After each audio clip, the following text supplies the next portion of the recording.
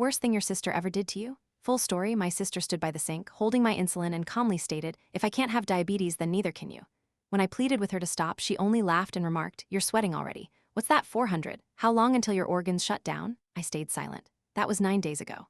This morning, she wept in court as the charges were read aloud. What's the worst thing your sister ever did to you? My sister pretended to have diabetes because she envied the attention my condition brought me from our parents.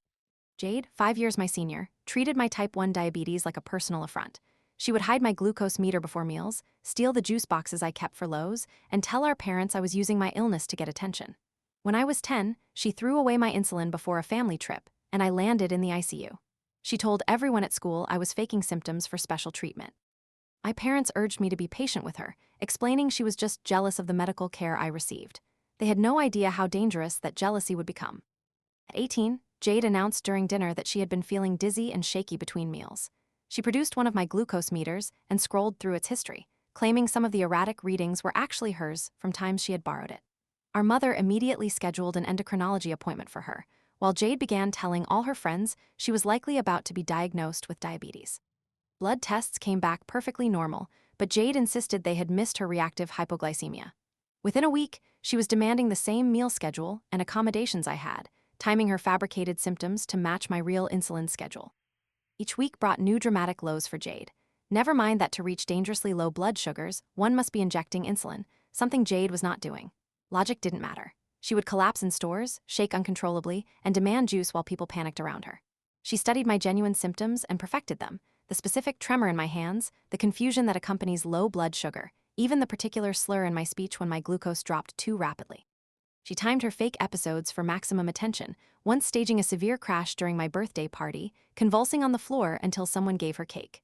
Paramedics who arrived found her blood sugar normal, but she claimed their meter was broken. Our parents spent thousands on specialists who found nothing wrong. Jade joined diabetes support groups, spreading misinformation to actual diabetics, then decided the reason she was having lows without insulin was due to proximity exposure to my medication. So she demanded separate refrigerators. She would wake our parents at 3 in the morning claiming dangerous lows, forcing them to make her food while I managed my real overnight blood sugar issues alone, because I was not an infant. The truth surfaced at Thanksgiving. Jade was performing her usual dramatic low when our cousin, visiting from out of state, mentioned seeing her eat a large stash of candy in her room an hour earlier. Jade froze mid-shake. Our aunt, a nurse, grabbed Jade's glucose meter and tested her on the spot. Her blood sugar was 95, perfectly normal. The shaking stopped immediately under everyone's stare. She tried to claim the candy was treatment for an earlier low, but our aunt tested her again 10 minutes later. Still 95. No diabetic's blood sugar stays that stable after eating candy. At night, our parents searched her room and found her diary, where she admitted to everything. She had been faking for over a year, researching every aspect of diabetes to make her performance convincing. They told her she had 30 days to find somewhere else to live. She screamed that they were choosing their defective child over their healthy one. But for once, they did not cave to her manipulation. Jade wasn't finished. The next morning, I woke to my insulin pump beeping empty, impossible since I had just changed it the night before. All my backup insulin pens were gone from the fridge. My emergency glucagon was missing. Even my hidden supply in my bedroom had vanished. Jade stood in the kitchen holding my entire stock of life-saving medication over the sink. If I can't have diabetes, she said calmly, then neither can you. She had already flushed half of it. Thousands of dollars of insulin gone in seconds. The rest she held over the garbage disposal. I had maybe 6 hours before my blood sugar would skyrocket dangerously high. The pharmacy was closed for the holiday weekend and wouldn't reopen for 3 days. The nearest hospital was 2 hours away. My parents had gone Black Friday shopping and weren't answering their phones. Without insulin, I would be in diabetic ketoacidosis within hours, my blood turning acid. Ike, as my body began to consume itself. Here's what's going to happen, Jade said, her finger hovering over the disposal switch. You're going to tell Mom and Dad that you've been coaching me to fake this whole time, that you taught me how because you wanted someone to share the attention with. You'll admit you helped me fake all those episodes, or I destroy the rest of this insulin and you get to experience what a real diabetic emergency feels like. My blood sugar was already rising. I could feel the early symptoms starting: the thirst, the urgent need to urinate, the slight nausea that would soon become violent vomiting. Without insulin, I could slip into a coma before my parents even returned. I would die in this kitchen with Jade watching. She smiled, seeing me calculate how long I had. Choose quickly, she said, tilting the vials toward the drain. Your blood sugar's already climbing. How high can it go before your organs start shutting down? I stared at the vials in her hand, my mind racing. The disposal hummed beneath them, ready to grind up my only chance at survival. My throat was already dry, a telltale sign my blood sugar was climbing past 200. Jade, please, I began, but she shook her head. Wrong answer. She dropped one vial into the disposal and flipped the switch. The grinding noise made me lunge forward, but she held up the remaining insulin like a weapon. That's one down. You've got maybe 4 hours now instead of 6. Want to try again? My hands were shaking, not from low blood sugar this time, but from adrenaline and rising glucose. I backed away slowly, trying to think. The landline was in the living room. My cell phone was charging upstairs. Even if I could reach one, who would I call? My parents weren't answering. The pharmacy was closed. An ambulance would take at least 30 minutes, and Jade would destroy everything before they arrived. I can see you calculating, Jade said, moving to block the kitchen doorway. There's no way out of this. Just tell them what I want you to say, and I'll give you back your insulin. Simple trade. I glanced at the kitchen window. It was small, but maybe I could fit through. Jade saw my eyes move and grabbed a kitchen knife from the block. Don't even think about it. I'm not going to stab you or anything dramatic, but I will use this to puncture every single vial if you try to leave this room. Nausea grew stronger. My body was already switching to breaking down fat for energy, producing ketones that would eventually poison my blood. I could taste a metallic flavor starting in my mouth. You know what the funny part is? Jade continued, setting the knife within easy reach. I actually learned so much about diabetes from watching you. I know exactly what's happening to your body right now. Your cells are starving because they can't use the glucose in your blood without insulin. Your liver is dumping more sugar, trying to give you energy, but it's just making things worse. She was right. My blood sugar was probably approaching 300 by now. The thirst was becoming unbearable. In about an hour, you'll start vomiting, she said conversationally. Then comes the confusion, the weakness. Your breathing will get rapid and shallow as your body tries to compensate for the acid building up. I've seen you in DKA before. Remember when I threw away your insulin before the trip? The memory sharpened my anger, cutting through the growing brain fog. That nearly killed me, I managed. But it didn't. Mom and Dad rushed you to the hospital, held your hand, stayed by your bedside for days. Where was I? Sent to stay with Aunt Carol like I was the problem. She gripped the vials tighter. This time, they'll have to choose, their precious sick child or their healthy one who just wanted to be seen. I pressed my palms against the counter, steadying myself. The room felt too warm. My skin had that dry, flushed feeling that comes with high blood sugar. What happens when I'm in a coma? I asked. When they find me unconscious on this floor, you think they'll believe I coached you after you've literally murdered me? You're being dramatic. You won't die. You'll just get sick enough that when I find you and save you with this insulin, you'll be grateful enough to say whatever I want. She smiled. I've thought this through. I'll be the hero who found her poor diabetic sibling in crisis and saved the day. Finally, I'll be the one taking care of you instead of the other way around. My vision began to blur slightly. Not dangerously yet, but enough to know time was running out. I needed those vials, but Jade had positioned herself perfectly, the disposal behind her, the knife within reach, her eyes locked on my every move. You want some water? She asked mockingly. Your mouth must be so dry by now. I didn't answer, trying to remember if there was any insulin elsewhere in the house. Sometimes I left old pens in jacket pockets, but Jade had been thorough. She must have searched everywhere while I slept. You know what I hated most? Jade continued. The way everyone always asked about you first. How's your sister doing? Is her blood sugar okay? Does she need anything? Like I didn't exist unless it was in relation to your disease. The room tilted slightly. I gripped the counter harder. And the special meals, the carb counting, the constant checking, everything revolved around keeping you alive while I just had to be grateful I was healthy. She laughed bitterly. Do you know how invisible that makes you feel? To watch your parents panic over every number on your meter while your straight A, S meant nothing. I wanted to argue, to tell her she was wrong, but my energy was fading. The ketones were building up faster now. My breathing grew heavier. That's why I had to do it, she said. I had to show them what it felt like to worry about me for once, to rush me to appointments, to check on me in the night, to put my needs first. But it was all fake. So what? I managed to say. The attention was real. The concern was real. For once, I mattered as much as you. She held up the vials again. And now I'm going to matter more because when you tell them you helped me, they'll realize you're not the perfect, sick child they thought you were. You're just as capable of manipulation as anyone else. My legs were shaky. I needed to sit but couldn't show weakness. Not yet. The thing is, Jade continued, I actually got pretty good at faking lows. The shaking, the confusion, the way your eyes go unfocused. I practiced in the mirror for hours, but you know what? I could never fake this. She gestured at me. The way your skin gets that weird dry flush, the fruity smell on your breath, the way you keep swallowing because your mouth is so dry, that's real diabetes. That's what's going to kill you if you don't agree to my terms. I could feel my heart racing, trying to pump thickening blood through my system. The insulin in her hand was my only chance, but I couldn't give in. If I told our parents I'd helped her fake diabetes, they'd never trust me again. Every real symptom would be questioned, every emergency doubted. Tick-tock, Jade said. How high can you go? 500? 600? I've seen your meter error out at 600 before. Remember, you were so sick you couldn't even stand up. The memory made me sway. That had been one of the worst days of my life. And now I was heading there again, with my own sister holding the insulin hostage. You're sweating, she observed. That's new. Usually you get all dry and flushed. Must be the adrenaline mixing with the high blood sugar. Your body doesn't know whether to panic or shut down. She was right. I was caught between fight or flight and the growing lethargy of DKA. My muscles felt weak but tense, ready to spring if I saw an opening. Make it easy for you, Jade said. Just nod. Just nod yes and I'll hand over one vial, enough to get you through until you can properly agree to my terms. Otherwise, she moved her hand toward the disposal again. The grinding sound from earlier echoed in my memory. Thousands of dollars of life-saving medication destroyed in seconds. I thought of all the diabetics who rationed insulin because they couldn't afford it, and here was my sister destroying it out of spite. You're thinking too hard, she said. This isn't a logic puzzle. It's simple. Your life or your reputation? What matters more? Everything began to feel distant, as if I were watching the scene from outside my body, a bad sign. Severe DKA could cause confusion, delirium, even hallucinations. I needed to act before I lost the ability to think clearly. One nod, Jade pressed. That's all, just move your head down and up and this nightmare ends. But I knew it wouldn't end. Even if I agreed, even if I told the lie she wanted, Jade would hold this over me forever. Every time she wanted something, she'd threaten to tell the truth. Or worse, she'd do this again. I'd spend my life at her mercy. You're running out of time, she said.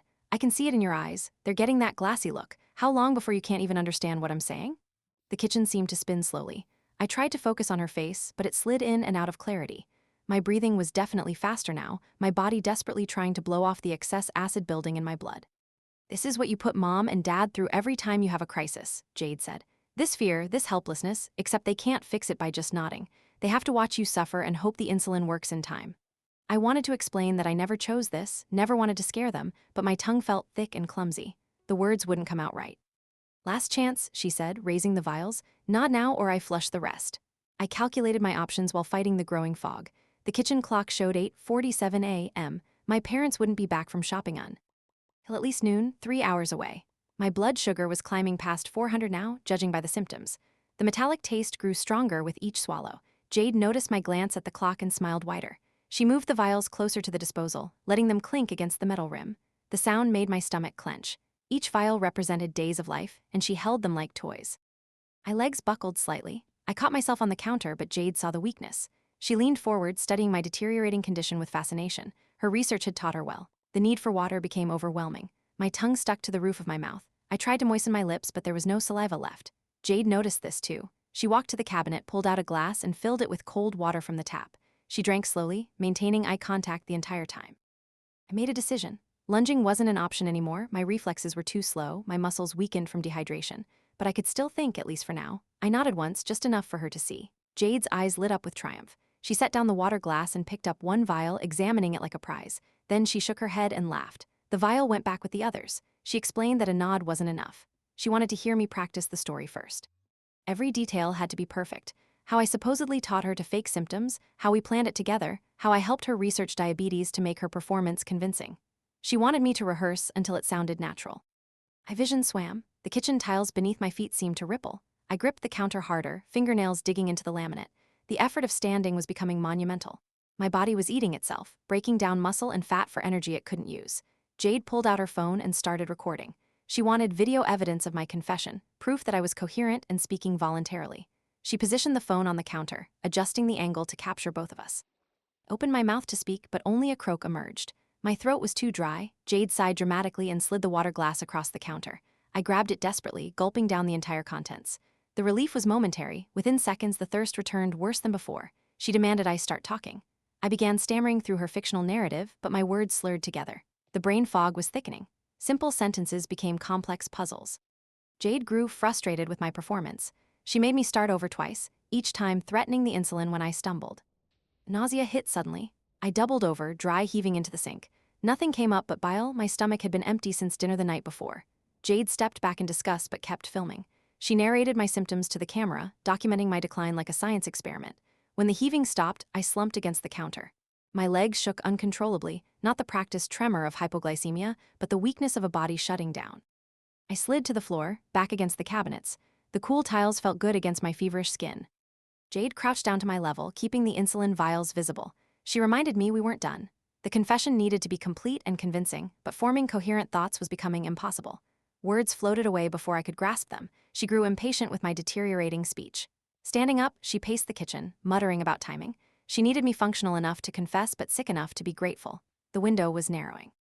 She checked her phone, calculating when our parents might return.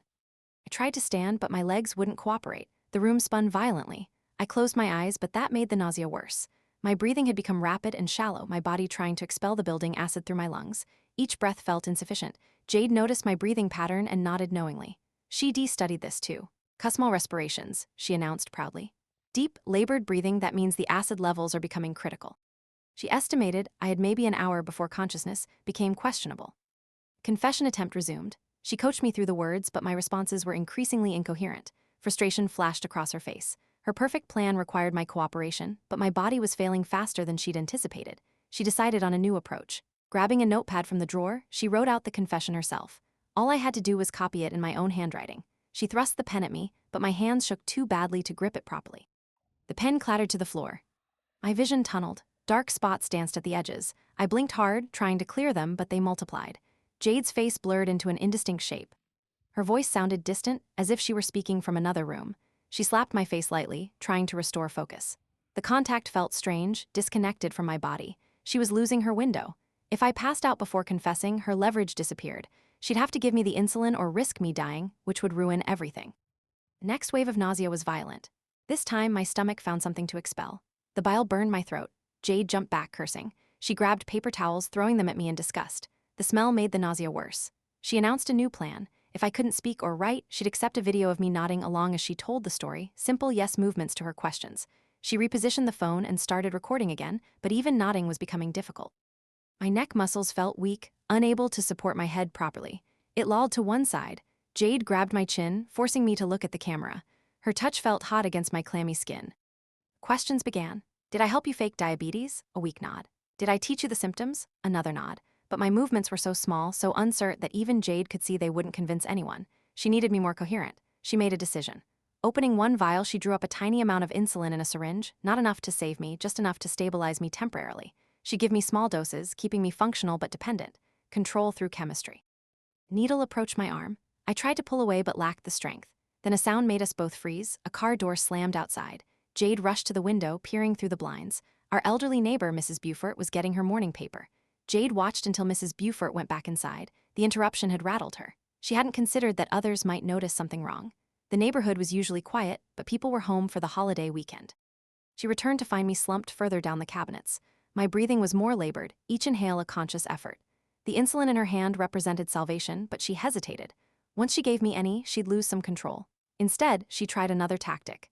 She reminded me of all the times I'd gotten attention for my diabetes, every hospital visit, every concerned teacher, every special accommodation. She listed them like crimes, building her case for why she deserved to fake the same condition. Her words faded in and out of my consciousness. I caught fragments about fairness, about being seen, about years of invisibility, but understanding required energy I didn't have. My body was conserving resources for basic survival. Doorbell rang, we both startled. Jade's eyes went wide with panic. She hadn't expected anyone. Through the kitchen window, I could see a delivery truck. The driver stood at our front door with a package, ringing again. Jade had to answer or risk suspicion. She quickly hid the insulin vials in her pocket and pointed the knife at me, a silent warning to stay quiet. Then she composed herself and walked to the front door. I heard muffled conversation. The driver needed a signature. Jade's voice sounded artificially cheerful, thanking him for working the holiday. The door closed. Her footsteps returned, quick and agitated. She found me trying to crawl toward the landline phone in the living room. I'd made it maybe 3 feet. My arms shook with the effort. She grabbed my ankle, dragging me back to the kitchen. The movement made my vision go white. Anger replaced her earlier calm. The interruption had shown her how precarious her plan was. Anyone could show up. Our parents might return early. A neighbor might notice something wrong. She needed to finish this quickly. She pulled out all the remaining vials, lining them up on the counter. One by one, she named what each meant. This one was for the birthday party she ruined. This one for the family vacation that became about my medical needs. This one for every time Mom checked on me at night instead of her. The disposal hummed to life. She held the first vial over it, watching my face, but I could barely focus on her anymore. The room had taken on a dreamlike quality. Nothing felt real except the burning in my veins and the desperate need for air. He dropped the vial. The grinding sound lasted seconds. Thousands of dollars of medication destroyed. She picked up the next one, then the next. Each destruction accompanied by another grievance, another moment she felt overlooked. Only 2 vials remained. My body convulsed, muscles cramping from dehydration and electrolyte imbalance. The pain cut through the fog momentarily. Jade watched with clinical interest. She'd never seen this symptom in her research. Real suffering looked different than performance. She knelt beside me again, holding the last 2 vials. Her offer had changed. She no longer needed a full confession, just agreement that I'd stay quiet about what she'd done. Let her tell whatever story she wanted. In exchange, I get enough insulin to survive. I tried to process her words, but thoughts scattered like smoke. My brain was starving for glucose it couldn't access. Neural pathways misfired. Reality fractured into disconnected moments. Jade's face, the vials, the knife, the ticking clock. She grabbed my shoulders, shaking me. My head flopped uselessly. She was losing me, and she knew it. The careful timing of her plan was falling apart. She'd underestimated how quickly DKA progressed, how violent the body's breakdown could be. New sound, my phone ringing upstairs. The ringtone I'd assigned to Mom. It rang 4 times, then went to voicemail. Jade's face showed real fear now. If our parents were trying to reach us, they might come home early. She made a desperate decision. Drawing up insulin from one vial, she prepared a proper dose, not the tiny amount from before, but enough to actually help. She'd give me the shot, stabilize me, then force the agreement when I was coherent. The needle went into my arm. Cold insulin entering dying tissue. It would take time to work, maybe 20 minutes before any improvement. Jade sat back to wait, keeping the last vial as insurance, but she'd miscalculated again. Doorbell rang once more. This time, the voice calling through the door was familiar. Mrs. Beaufort asking if everything was okay. She'd seen the delivery driver leave quickly, noticed our parents' car was gone, worried about us being alone. Jade froze. Mrs. Beaufort was persistent, the kind of neighbor who baked cookies and checked on everyone. She wouldn't leave easily. Her voice carried through the door, mentioning she'd brought leftover pie from Thanksgiving. I tried to call out but only managed a weak moan. Jade clamped her hand over my mouth, her palms sweaty with panic. Mrs. Beaufort knocked again, harder this time. She announced she was getting worried and might call our parents. That threat mobilized Jade. She couldn't have Mrs. Beaufort calling our parents, alerting them to come home. She stood, smoothing her hair, and walked to the door. Her voice shook slightly as she explained we were fine, just sleeping in. Mrs. Beaufort wasn't convinced. She asked to see me specifically, mentioning she knew about my diabetes and worried when she didn't see me outside like usual. Jade made excuses, but Mrs. Beaufort's tone grew more concerned. The conversation stretched on. I could hear the suspicion creeping into Mrs. Beaufort's voice. Jade was talking too fast, over-explaining. Insulin was starting to work, clearing my thoughts marginally. I needed to make noise, any noise. I knocked over the water glass. It shattered on the tile floor. The sound was unmistakable. Mrs. Beaufort's voice rose, demanding to know what that was. Jade claimed I'd dropped something in the kitchen, that everything was fine. But Mrs. Beaufort had raised 3 children. She knew when something was wrong. She announced she was calling 911 if Jade didn't open the door fully and let her see me. The threat was real. Mrs. Beaufort didn't bluff. Jade returned to the kitchen frantic. Her plan was crumbling. She couldn't let Mrs. Beaufort call for help, but she also couldn't let her see me like this. She grabbed the last insulin vial, holding it like a bargaining chip. She hissed that I had one chance. Tell Mrs. Beaufort I was fine, just feeling sick from something I ate. Make her leave. If I said anything else, she'd destroy the last vial and disappear before help arrived. I'd be left to explain everything while dying. Insulin was working slowly. My thoughts were less scattered, though my body remained weak. I could hear Mrs. Beaufort threatening to use the spare key she had for emergencies. Our parents had given it to her years ago. Jade pulled me to my feet, supporting most of my weight. We stumbled to the front door together. She whispered final threats in my ear. One wrong word and the last vial would be gone. She'd claim I'd destroyed my own insulin in a fit of anger. Door opened partially. Mrs. Beaufort's worried face appeared in the gap. Her eyes immediately found mine, taking in my pale skin, labored breathing, and obvious distress. Her expression hardened with concern. I opened my mouth. The words that came out surprised everyone, including me. I asked Mrs. Beaufort if she still had any of that special tea from her garden, the one that helped with nausea. My voice was weak but clear enough. Mrs. Beaufort's eyes narrowed. She'd known me since I was 5.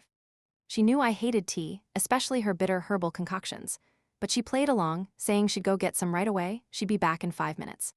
Jade started to close the door, relieved, but Mrs. Beaufort's foot blocked it. She looked directly at me and asked if I'd checked my blood sugar recently, a simple question, but loaded with meaning.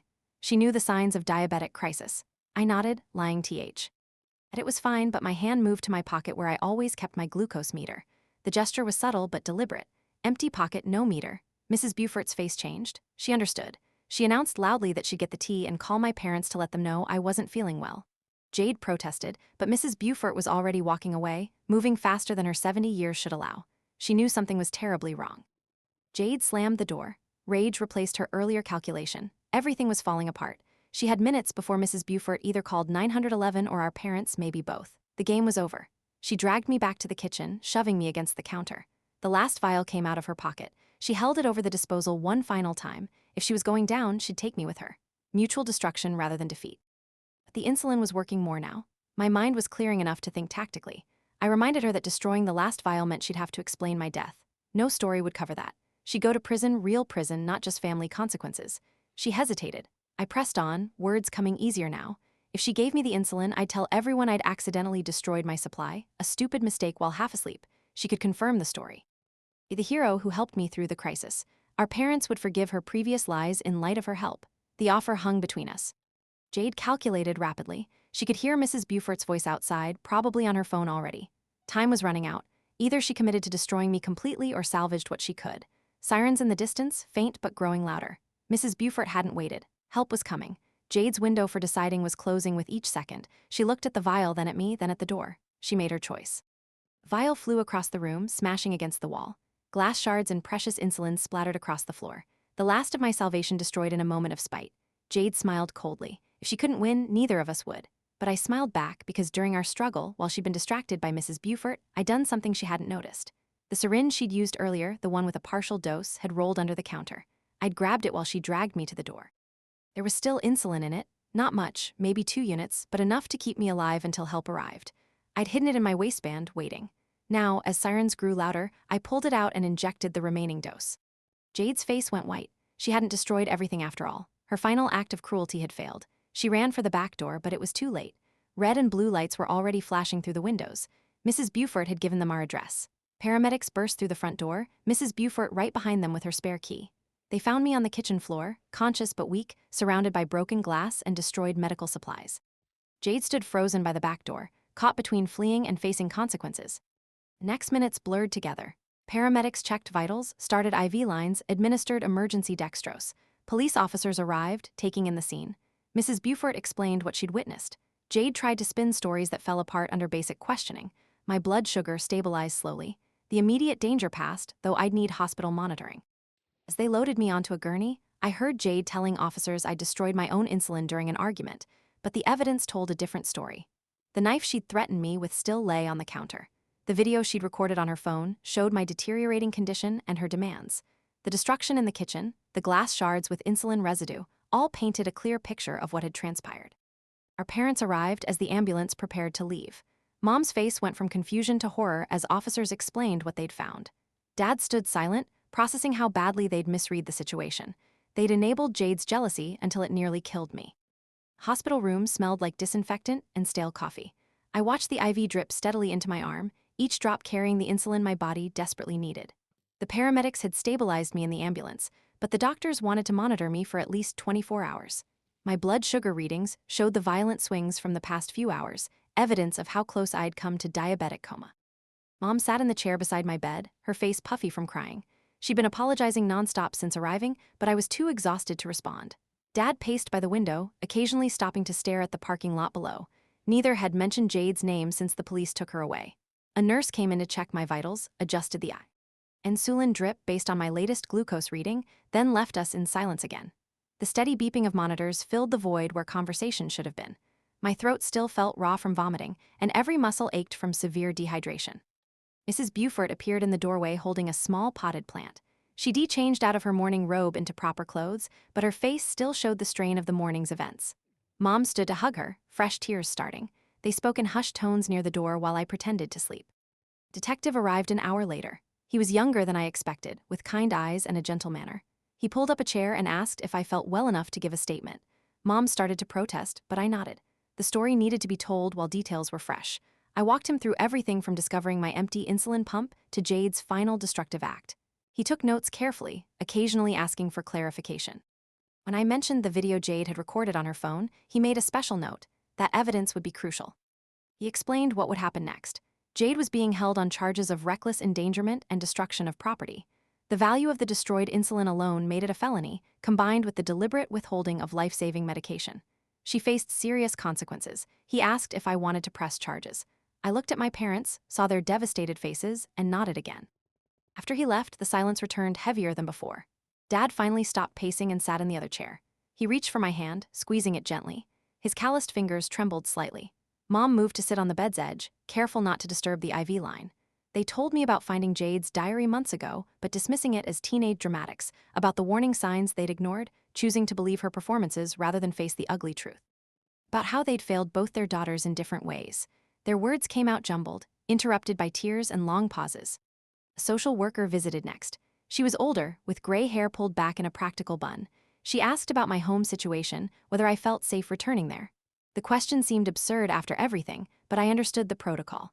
She left pamphlets about family counseling and support groups for families dealing with medical abuse. The endocrinologist arrived for evening rounds. Dr. Rollins had been my doctor since diagnosis, and her familiar face brought unexpected comfort. She reviewed my chart, adjusting my insulin regimen to account for the trauma my body had endured. She mentioned that stress could affect my blood sugar control for weeks, requiring closer monitoring. Night fell outside the window. The hospital cafeteria had long since closed, but Dad found vending machines somewhere. He returned with an armload of snacks, desperate to do something helpful. I managed a few crackers, my stomach still unsettled from the day's ordeal. Mom's phone rang constantly. Family members had heard something was wrong. She stepped into the hallway to field calls, her voice muffled through the door. I caught fragments about Jade, about charges, about not knowing what would happen next. Each conversation seemed to drain more energy from her. Night nurse was different, older and more businesslike. She checked my blood sugar every 2 hours, pricking my fingers with practiced efficiency. The numbers were stabilizing slowly, my body gradually returning to its normal patterns. She brought extra blankets without being asked, recognizing the bone-deep chill that comes after severe DKA. I dozed fitfully between blood sugar checks. Every time I closed my eyes, I saw Jade holding those vials over the disposal. The grinding sound echoed in my dreams. I'd wake gasping, convinced my insulin pump was beeping empty again. Mom would squeeze my hand, reminding me where I was. Morning brought new doctors, new discussions about discharge planning. The psychiatrist was required after what they classified as a traumatic event. She asked careful questions about my mental state, screening for post-traumatic stress.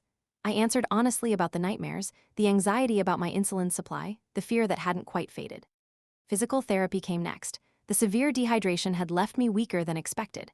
The therapist helped me walk the hospital corridors, building strength back gradually. My legs shook with each step, muscles protesting after their ordeal. She assured me this was normal, that recovery would take time. The pharmacy delivered my new insulin, supplied directly to the room. The pharmacist went through each vial with me, verifying prescriptions and expiration dates. Mom watched anxiously as I checked each one, her hand hovering near the bag like she could protect it through proximity. Dad asked about getting a lockbox for home storage. Discharge planning began after lunch. The case manager discussed follow-up appointments, emergency protocols, and safety planning. She mentioned that Jade wouldn't be allowed near me once released on bail, that a restraining order was already in process. The words felt surreal, like we were discussing a stranger instead of my sister. Mrs. Beaufort returned that afternoon with homemade soup. She'd been cooking all morning, she said, needing something to do with her hands. She sat with Mom while I sipped the broth, the two women finding comfort in shared silence. Before leaving, she pressed a spare key into Mom's hand, insisting we keep it for emergencies.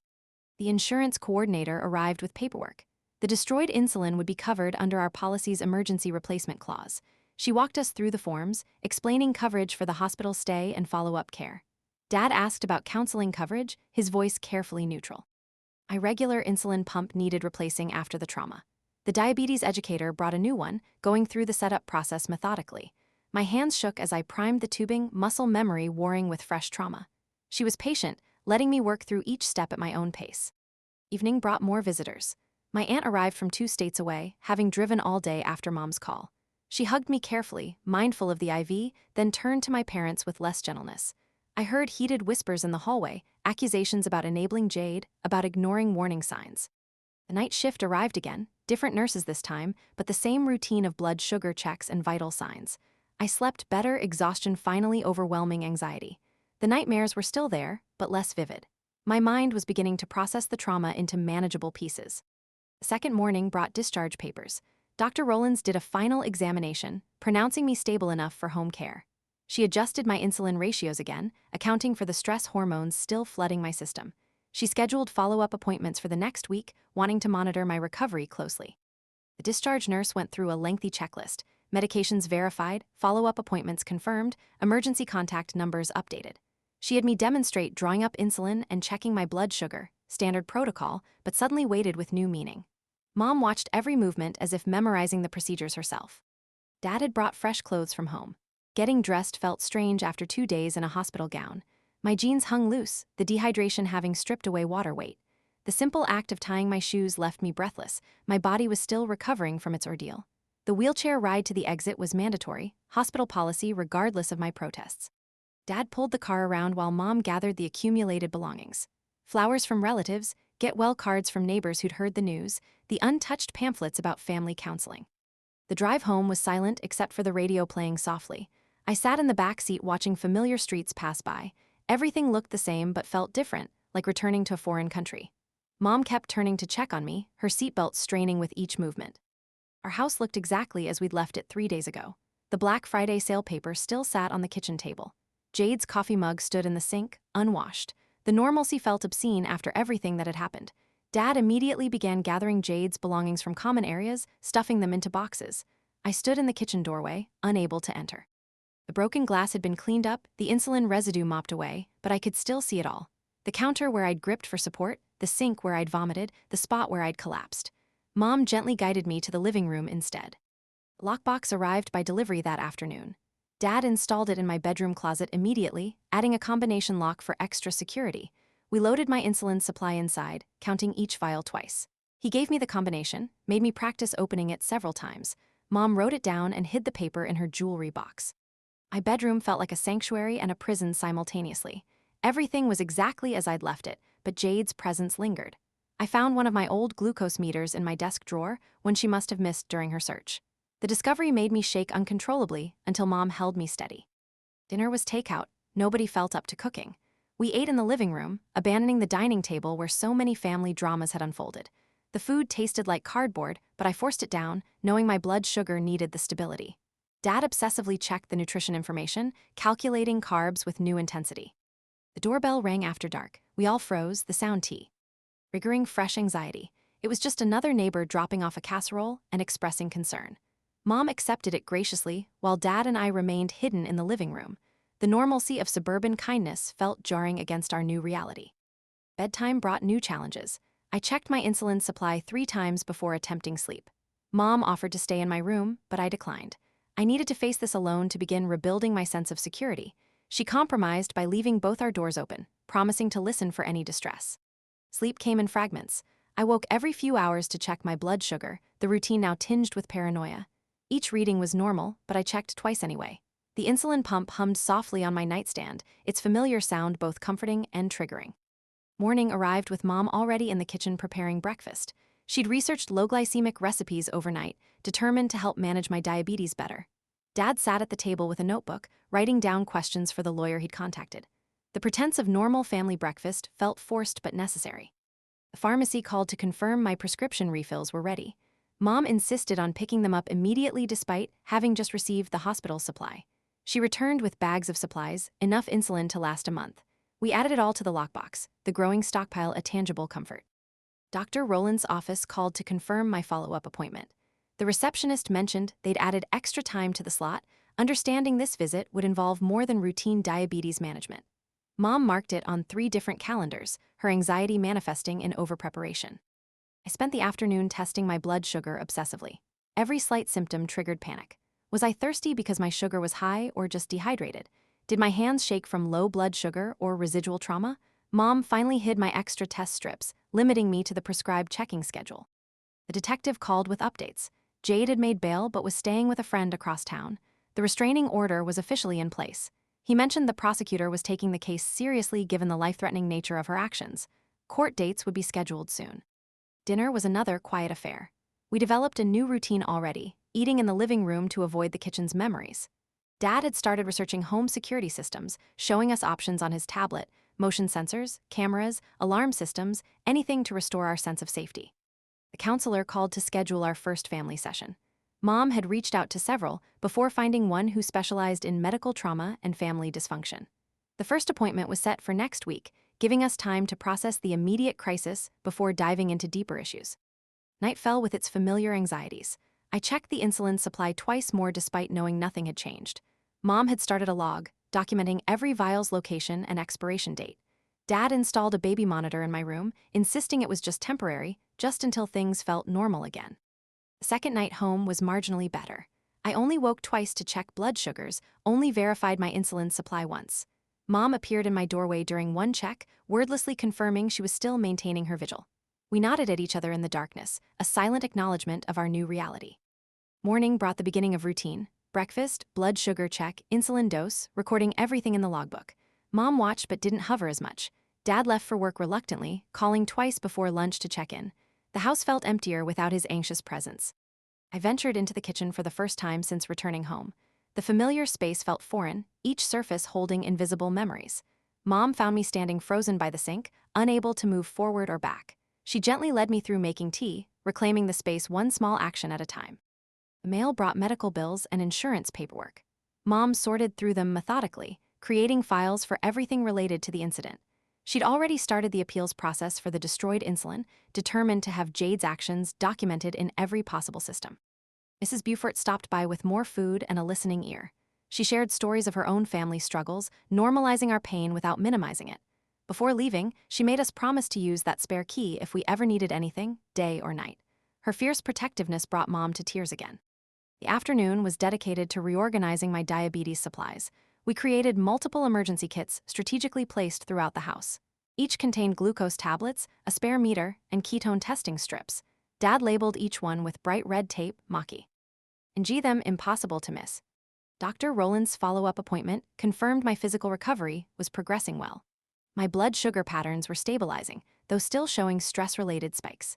She adjusted my insulin ratios again and recommended continuous glucose monitoring for added peace of mind. The technology would alert us to dangerous trends before they became critical. The drive home was when Mom finally broke down completely. She pulled over, sobbing about failing to protect me, about enabling Jade's behavior, about the thousands small signs she'd ignored. I held her hand while she cried, both of us learning that healing would come in waves. Dad had dinner waiting, having left work early to cook. He'd made my favorite meal from childhood, trying to create new positive memories in our kitchen. We ate together at the dining table for the first time since the incident, reclaiming another piece of our home. Evening brought exhaustion, but also a strange peace. We survived another day. My blood sugars had stayed stable. The insulin remained safely locked away. These small victories felt monumental. Mom suggested watching a movie together, something light and distracting. Bedtime came with less anxiety. I checked my supplies only once, recorded my blood sugar normally. Mom kissed my forehead goodnight, a gesture she hadn't made since I was young. Dad double-checked the new alarm system before retiring. We were learning to feel safe again. The night passed peacefully. I woke only once, more from habit than need. My blood sugar was perfect. My insulin pump hummed steadily. I lay in the darkness, listening to the familiar sounds of home, and felt something inside begin to unknot. Morning dawned with possibility. The trauma would always be there, woven into our family's fabric, but we were learning to live with it to build new routines around the scars. Mom made breakfast without hovering. Dad left for work with only one check-in call planned. I sat at the kitchen table, the same spot where everything had started, and took my morning insulin without fear. The simple act felt like reclaiming power. Mom smiled at me across the table, hope beginning to creep back into her eyes. Life would continue, different than before, marked by new vigilance and hard-won wisdom, but continuing nonetheless.